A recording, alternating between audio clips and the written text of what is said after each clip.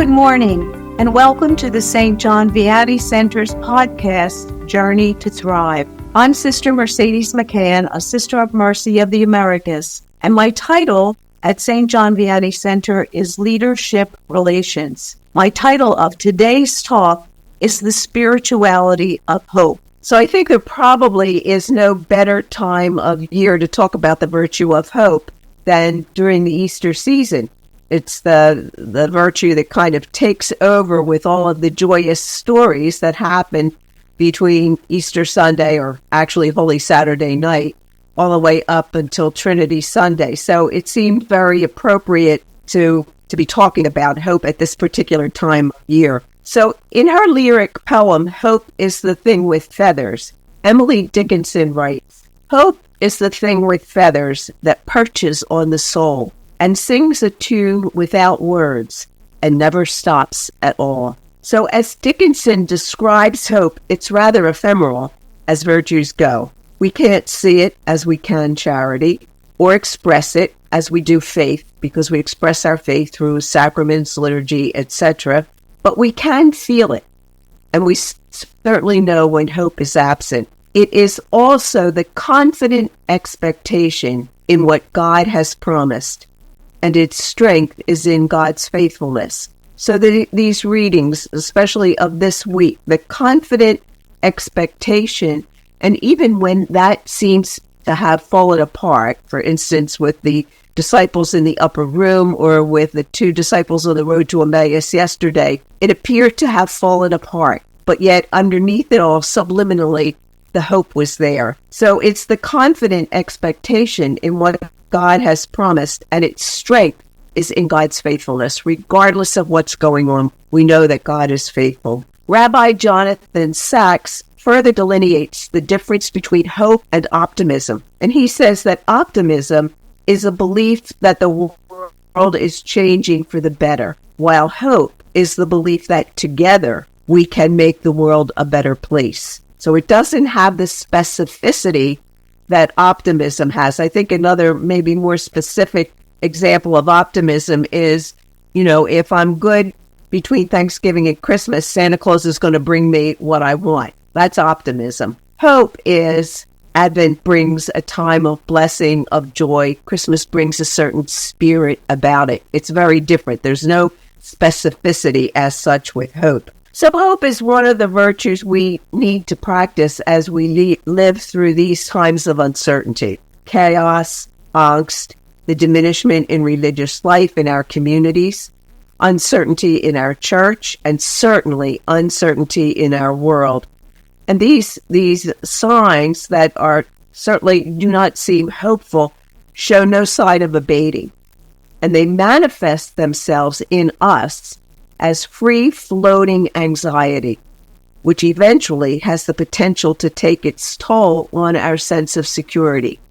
So all that's going on, particularly all that's going on in our world today, presents us with a free-floating anxiety, like what can happen next? And so that takes its toll on our sense of security individually, and then, of course, on our sense of security with one another. Dr. Anthony Scioli, a noted clinical psychologist who has done a great deal of research on hope, and personally, I have a suspicion he is probably a former priest just because of the way he writes. He states that there is a contagion of hopelessness in the world at this time. So if you listen, unfortunately, to some of the political rhetoric that goes on, it doesn't offer much hope, whether we're talking about our country or we're talking about other countries in the world. Now, he points back to COVID-19, and he says that was really a beginning of a global hope shortage, when in fact, real hope, as he puts it, should be our PPE. But if you recall, PPE was our personal protective equipment. So that was our masks, washing our hands, and that kind of thing. And he says that hope should be our PPE, and that it's tantamount to a second immune system. So if we are hopeful, it builds the immunity in our lives, especially the spiritual immunity and psychological immunity. And it's fueled by trust, and it requires a degree of openness. He goes on to say that because this time in our history, and when he's talking about he really means world history at this point in time, some of our basic needs have been disrupted. So our need to trust leadership has been disrupted. Our need to trust science has been disrupted, certainly by COVID-19. And he was specifically referring to COVID when he wrote this. Intimacy that we need in order to live, in a calm, peaceable manner has been thwarted. Politically, trust because we daily receive conflicting news reports. Intimacy because we've been isolated, and we're very isolated during the worst part of COVID, but some of that still pertains. We've been isolated and not able to be in touch with those who normally give us the intimacy that we need as much as we were before the pandemic. Many things contribute to our sense of unease in our congregations. We don't know what our future looks like. We possess a future that is not our own. And so we really don't know what that looks like. And that's regardless of whether there are 20 people in your community or there are 2,000 in your community. The whole aura of where are we going looms over us. The drop in membership that we all experience. Our diminished public visibility. We're not called upon. I know when I was a much, much younger sister, the sisters in the diocese, and in Philadelphia we have very many religious communities, we were called upon to do so many things. That's not really the case anymore, partially because of our own aging, but also partially, and this is a good thing, because the laity has emerged as leaders in the church. So I think it's fair to say there is a free-floating anxiety that's attendant to all of those things. Not so many years ago, you and I would have assumed we'd be on a linear upward trajectory of continued growth. In addition, that growth, as we got bigger, as membership flourished, as younger members came to the community, that, at least in our minds, ensured ecclesial affirmation and God's blessing. Instead, we're faced with diminishment in many quarters. So how do we care for ourselves and for one another in these trying times? It is, I do think, as the religious in the church, we're called upon to be leaven, which means that we should be the hope providers, if you will, for all of the people whom we meet, the members of our own community, the laity with whom we work, clergy with whom we minister. We should be the hope providers for them, but we cannot do that unless we are hope-filled people ourselves. So how do we nurture this virtue of hope? Well, Paul Preiser, who is another noted psychologist who studied the dynamics of religion, he advises that hope is not a short-term intervention, but rather a way of life. So if you are a hopeful person, you probably have been a hopeful person for most of your life. If you are not a hopeful person, if you live under that, I think it's Pigpen, that character in the Peanuts cartoon who walks with a cloud over his head all the time, if that's the kind of person you are, you've got some significant work to do. So I'll give you some hints on how you can go about that as we move through this. Optimism is the short-term intervention, because when you're optimistic, if what you were optimistic about comes through, well then, of course, you succeeded. It was wonderful and you got what you wanted.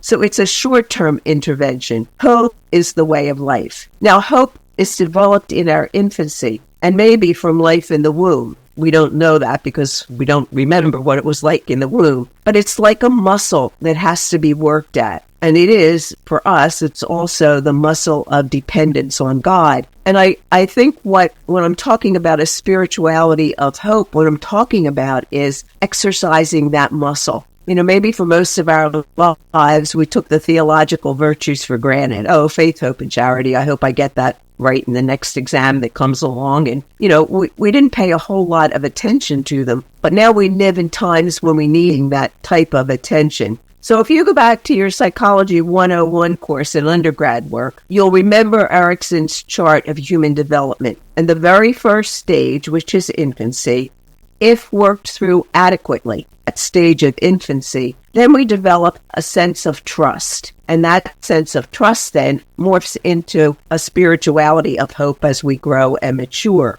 But that sense of trust is the foundation for everything that comes after that in life. That sense of trust comes from the infant's attachment to its parents or to primary caregivers. And then it gets transferred to other persons along the way, and then to God throughout one's life. Subsequent psychologists to Prizer, especially Winnicott, would refer to this as attachment. As we attach to our primary caregivers when we're infants and young children, that's how we attach to others over a lifetime, and subsequently how we attach to God. The Russian writer Anton Chekhov once wrote, "Any idiot can face a crisis." Now that's true. Think about a fire drill in your school if you were the principal of a school, or, a power outage if you worked in a hospital. You get through those kinds of crises. So he says, any idiot can face a crisis. It's the day-to-day living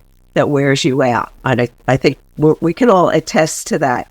And we settle into the day-to-day living in religious life. And then when it starts to change and alter, even as we sit here, we become very tired of it. Like, when are we going to get back to the way things were? If we went back to the way things were, we would find out they were not as nice as we think they were today. We maybe didn't have the same responsibilities, especially in your cases. However, they weren't perfect either. So because things don't appear to be getting much better in our country, in our world, and even in our church, it has an effect on us individually and even communally. And then this leads to an insidious lapse of hope. So hopelessness is the attitude that this is never going to change, it's only going to get worse, and we'll never find a way out. And the longer the bad news goes on, the more prone we are to become afflicted with hopelessness. And the really bad news is that bad news and negativity like that is catching. It's like a virus. It's very catching. We can pass our hopelessness and our negative attitude from one to the other without realizing that we're doing so. If you've ever lived with somebody for whom everything is always down, she can't deal with the principal, she can't deal with the pastor, she can't deal with the pope, she can't deal with the president, and it just goes on and on with a litany of that, that's very wearing. And it's especially wearing if you live like in a community of three, and one of the three. We can pass our negative attitudes from one to the other without realizing that we're doing so. So therefore, euphemistically speaking, we need to have our masks on, part of our PPE, our hands washed, and keep our social distancing not against the person, but against the negativity. So we cannot let social distancing devolve into emotional distancing or moving away from one another emotionally and really by retreating to our rooms or behind our iPad or our iPhone. In other words, isolating. And again, we were forced into that kind of isolation during the worst part of the pandemic, but we do not need to be there now. And so we need to put that PPE on for ourselves so that we don't continue to isolate from one another into another world in order to defend ourselves against the negativity in the world today. Remember, Scioli says that hope is our primary PPE. In addition, we need to remind one another to live in this hopeful way every day. That's the communal part. This kind of hope is closely aligned with charity and love. Charity, because we live in community and bear a communal witness of love to the world. Our love for one another, our charity, so to speak, it further bears witness to our trust in one another and therefore a hope-filled witness in the world. Our commitment bears witness to our deeply held faith. Faith in God and in God's plan, which doesn't need a blueprint for validation. We just don't get that blueprint. Because we have vowed our lives to Jesus Christ, we believe, we know that God is faithful. Jesus does not assure us that things will always work out the way we have envisioned. but he does assure us that he will always be with us. So think about the apostles on the road to Emmaus. Think about the apostles in the upper room. Think about all the stories that we're going to be listening to and reading in the gospel over the next 46 days. He assures us that he will always be with us. The faith we have in that assurance leads us to hope that God will never abandon us. The first essential setting for nourishing that hope is prayer. In his encyclical, Benedict XVI states, in the encyclical Spe Salvi, that through prayer we undergo those purifications by which we become open to God and are prepared for that service of our fellow human beings. We become capable of the great hope and thus become ministers of hope for one another. That's the end of the quote. It's how we speak to God and God speaks to us. Anyway, through that prayer, as Benedict said, we become capable of great hope. Scioli puts it a different way. He says that there are 5 ways of building hope. And so here's some of your practical ways to build hope. And these are your emotional, psychological ways. The first is relationships. As leaders, in your case, as leaders, keeping close to your sisters, having your ear to the ground, listening to their heartbeat, you being as sparks darting about in stubble, and encourage them to be the same. If you've ever watched a dying fire, I live in a house where we have a wood-burning fireplace, and I love to light it. And I love to sit there even as the embers are dying, and then all of a sudden see one ember catch again and light up the whole bunch of wood all over the place when I thought it was going out. That's the sparks darting about through stubble, which is part of an Old Testament reading, but that's what we're called to be. So in our hope, in our relationships, we're called to be that spark for one another. The second way of building hope is keeping your eye on the goal, always keeping your eye on the goal, but being very conscious of what is happening along the way. Remember, it took the Israelites 40 years to get through the desert, and they had some pretty nasty downfalls along the way, but they kept their eye on the goal, or Moses, as the leader, kept his eye on the goal. And so it's important for us to do that. In last Sunday's liturgy, when the sequence was either recited or was sung in your churches, there's a line about in the 3rd paragraph of the sequence that says, "Mary, tell us what happened along the way." And so for us, in building hope, looking back at what happened along the way? How did I get to where I am today? And then asking our own sisters, asking the people with whom we minister and live and work in our own family members, what happened along the way?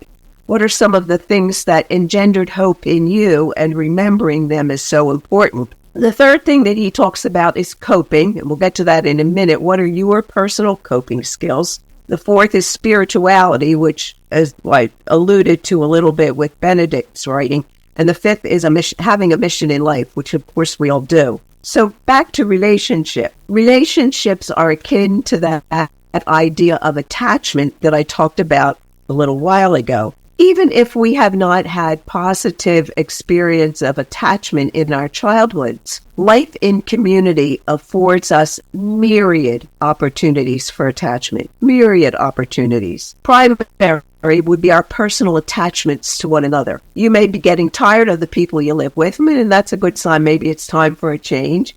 However, there are so many people in the community with whom I'm sure you have good, healthy relationships, that those attachments are what helps to give you hope. We need to take and or make the time to reach out to people that maybe in our busy lives, of which we have many, we forget to do that or it's fleeting. So maybe at this point, maybe during these 50 days, making a resolution, I'm going to reach out to some folks who mean so much to me, but I have not had the opportunity to even have a phone conversation with them, much less, being able to, sit down, have a cup of coffee, go out for dinner or whatever. A note, a phone call, a Zoom meeting provides a means to rekindle through being that spark, rekindling those relationships that may have gotten stale because of our ministry or community demands. Each goal that we attain in our lives engenders a sense of hope that we are capable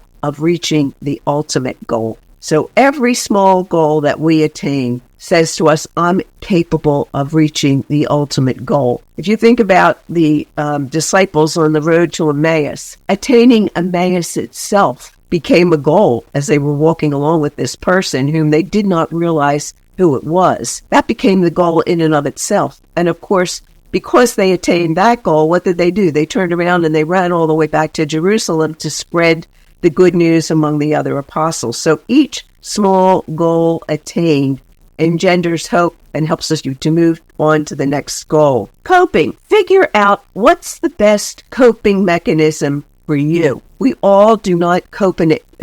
We do not all cope in the same way. Some of us cope by, going out and weeding the garden or mowing the lawn or reading a book or just listening to music, going for a walk. We all have different ways of coping. Which one works for you? There's no 100% correct way for everybody. Having some discipline around the things that limiting the amount of negative conversations that happen at dinner or when the community gathers. I haven't lived in a community where we all had the same ministry for easily 30 years. So I don't have more recent experience of that, but I do know when I did live in communities where we all had the same ministry, it carried over into our conversations, recreation, dinner, whatever. And sometimes it wasn't the most positive conversation in the world. It was the parent that was giving everybody a hard time or the doctor on the floor who was giving everybody a hard time. And those things degenerate and they bring us down. So being careful and calling one another to that,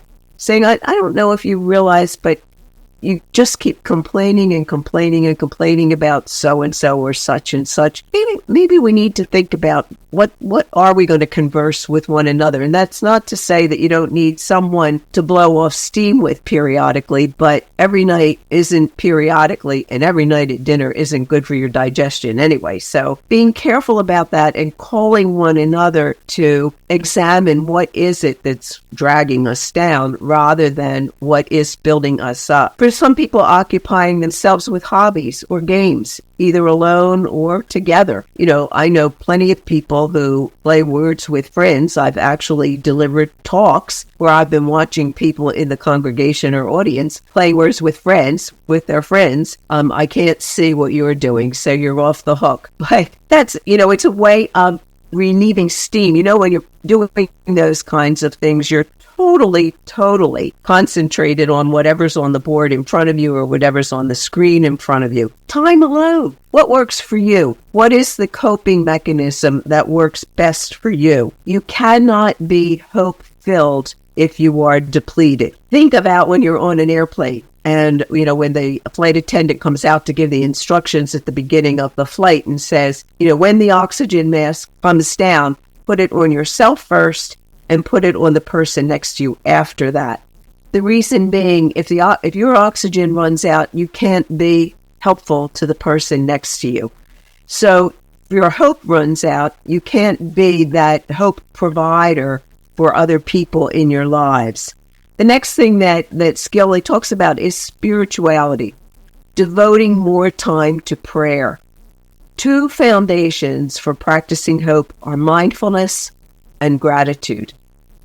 Mindfulness urges us to stay in the present moment and not lurch into the future and worry about what might happen next. Hope-filled people develop a practice of mindfulness, and that includes for them some form of prayer or meditation. So staying in that present moment, whatever that might be for you, 10 minutes a day, 15 minutes a day, for as long as you possibly can, is so important. We do that each day when we pray in common, and then, of course, when we pray alone. But do we take a hopefulness temperature when we do that? Are we mindful of being hopeful when we do that? What attachment do we have to the God that leads us to trust that that God is in control and knows what that God is doing? then in those mindfulness moments, do we incorporate some form of hope? Perhaps it would be helpful to designate certain times of day for a mindfulness moment, just putting aside, maybe 2 or 3 times a day yourself.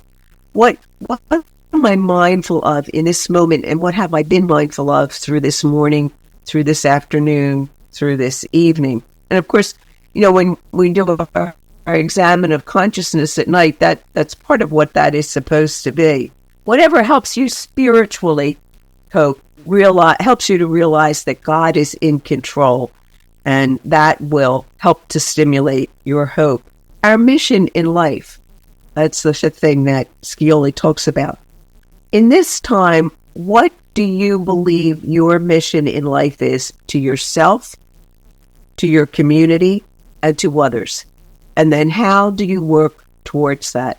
And I think as we age as religious, our mission in life is shifting. As we become fewer in membership, our mission in life is shifting. And so that can throw us off balance. Like, what should I be doing? Where should I be at this point in time? It's important to work toward what do you think your mission in life is, and what do you think the mission of your community is at this particular point in time. And I'm confident that most of you are talking about that in your own communities as you move through these days. Again, nothing big or grandiose, but something that is attainable on a daily basis. We are responsible for keeping that flame of hope alive in one another. Again, darting about as sparks through stubble. We are not journeying in life alone, but with one another near and far.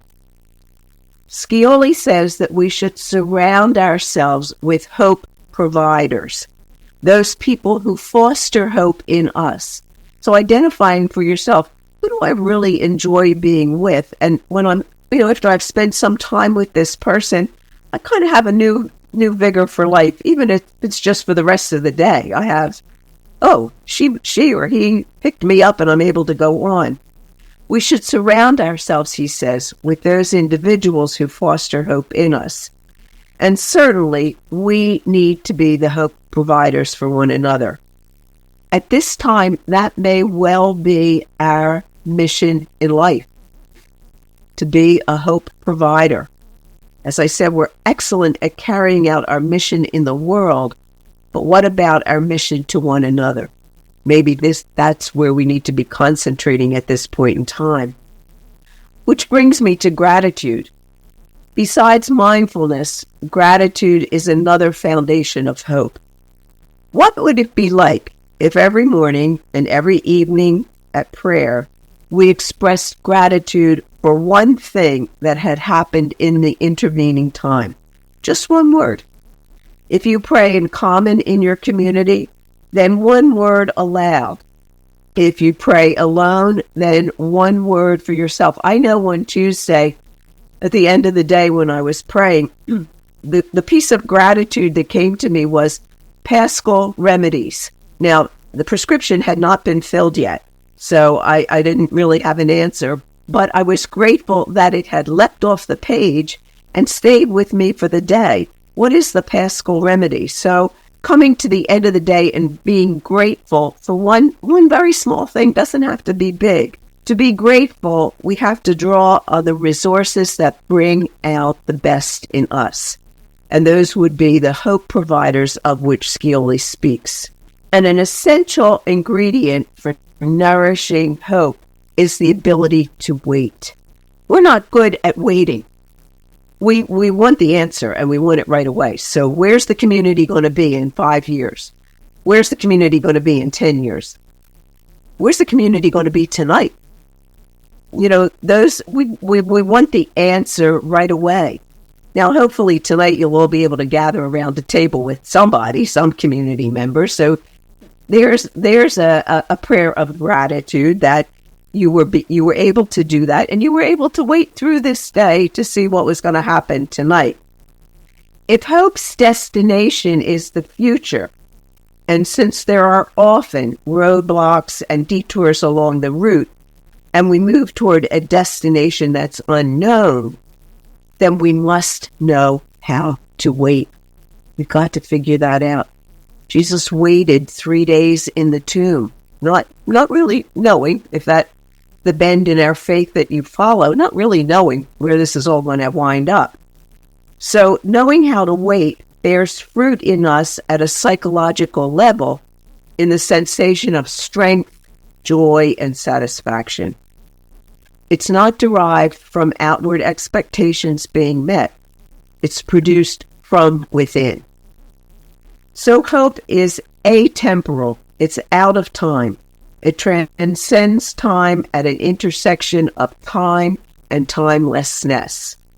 And mindfulness is what helps us to see where that intersection is at any given point in the day. Hope is a journey toward the center. To wait is to be able to accept the unknown while still pursuing the future.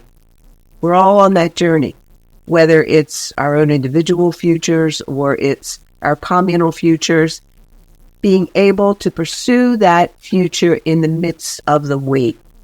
To wait is not a passive stance. It's rather up to place oneself in God's presence and allow God to accompany one into the unknown. Fortitude and perseverance accompany us in that waiting. And sometimes in waiting, we become more aware of the hope that stirs in our hearts. You just get that stirring. Something's going to happen here. Something's going to happen. We don't know what it is, but something's going to happen. In waiting, we give the future the only chance it has to emerge. So waiting is very important. So hope is an orientation toward the future. We are going somewhere, and hope is how we're going to get there. The there may emerge only in the waiting. We hope you found this information helpful on the spirituality of hope. You can tune in to our upcoming podcast, Journey to Thrive, on our website at sjvcenter.org and click on Resources or anywhere you get your podcasts. Thank you, and God bless you, and have a wonderful day.